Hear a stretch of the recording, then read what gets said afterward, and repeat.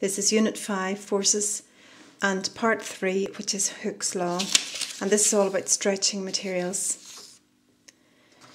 So we really have two types of materials. We have a material called plastic materials. If you put a force on an object, making the object change shape, and it stays the same shape after you remove the force, we say that the object is plastic. Plasticine, blue tack, something which changes shape and stays that shape. The second type of material which can be stretched, or that we would stretch often, is what's something called an elastic material. An elastic material is one which, whenever you put a force on it and you make the object change shape, but it returns to its original shape after you remove the force, then that object is elastic. So something like a spring should be an elastic object, and this type of spring here is one of those types of spring which you can compress, but even one which you also extend or lengthen, it will also be an elastic material. So the example here is a spring.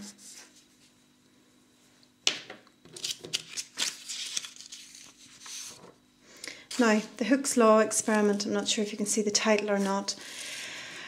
Sometimes you might have to describe what happens in your Hooke's Law experiment, and that's really just an experiment to stretch a spring. So I might just zone in a little wee bit here till you see the diagram. So the diagram here is you would set up your spring. You would have some kind of mark on it, or pointer or something like that, which would indicate how far it has extended against a scale. So you would measure the original length of the spring. I'll just zone out again a wee bit then, and I can write this down then. So you could measure the original length of the spring. Wait a wee bit. And then you measure the new length when you add the weight. So add a weight or mass and measure new.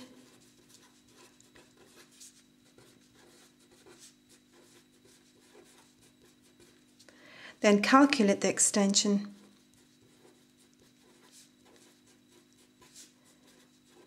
By subtracting the original length from the new length.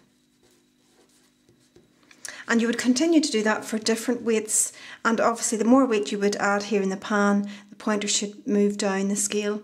So if you have no mass, remember mass and weight, the relationship between them.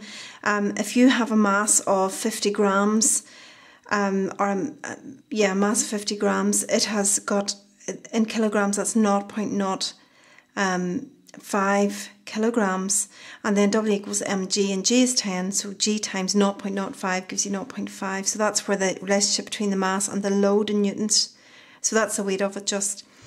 So if you have no mass there, you would expect that you should have no extension, so this gives you the original length of the spring. So if we have a wee look here, we'll just take the reading from here. If the reading now has moved down to 4 centimetres, when you have got a 50 gram mass in your pan here, then if it's moved to 4 centimetres, it originally was 2.5, then 4 minus 2.4 is going to give you 1.6 centimetres, and that's extension. So you would, there hasn't been more room left for that, but you would continue doing that until you had a number of points that you would be able to plot on a graph. So the next diagram here just shows you what the graph looks like. So this is a graph of load and extension for a metal spring. And you can see that for the loads that you add here, now if you're doing an experiment, you don't expect the points all to be perfectly on a straight line, but the first part of the graph is straight. So somewhere up to about there, the first part of the graph is quite straight, and you can plot a best fit straight line through that. But if you then continue to add more weights up here, you can see that the graph actually starts to become a curve. And once you have extended it past what's called its elastic limit, it's not going to go back to its original shape again. And so it's going to extend by larger and larger amounts the more load you put on it. But once you take your loads off again, that won't return to its original length again. It will have a slight extension permanently. So you have stretched it, it won't return. It's now plastic, it won't return to its original length. But up until that, up until the elastic limit there, we have a straight line through the origin, and so we can say that the load is directly proportional to the extension, and that's given by a straight line which goes through the origin. Now this is the basis of Hooke's law. I'll show you the next page. And Hooke's law, you have to know this definition.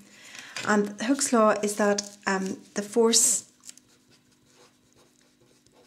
acting on a spring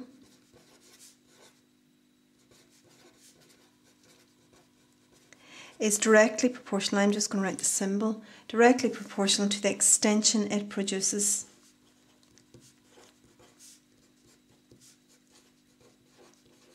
Now there's a provided part in this, and the provided part is that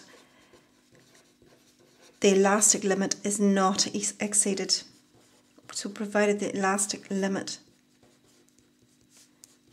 is not exceeded.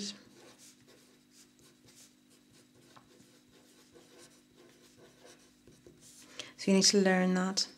Now the way that we write that down is that force is proportional to x. So force is directly proportional to extension, x is extension. And in physics what we always do is we put an equals and a constant in there to make that into an equation. Now the letter we use for a constant is always a k, but that very often in other equations, it's, for example, in F equals ma, F is proportional to acceleration, but the k that you put in there is the mass. But in this case the k is actually equal to k, the spring constant. And the spring constant is a property of the spring which gives you an idea of how much force it takes to extend it by a certain amount. So k is calculated by dividing the force by the extension. And it's called the spring constant. And if you had to give it units, it's newtons divided by x's extension in meters, newtons per meter, or it could be newtons per centimetre. So this is Hooke's law here, F is equal to kx in equation form, Hooke's law. Now, we have a question here. It says from the diagram on the right, what is the original length of the spring? So if you have a wee look at the first diagram here, it says 27 millimetres initial length, and I'm just going to write that in beside it. 27 millimetres is your answer there. Second part, the extension of the spring when a force of, now it should be 5 newtons, it's just been blocked out by the diagram, so that a force of 5 newtons acts on it. So 5 newtons, you can see it's now extended to 44 millimetres, and so it's 44, take away the original length of the spring, and that gives you 17 millimetres. Just check that, yep, 17 millimetres. So that's now the extension of the spring.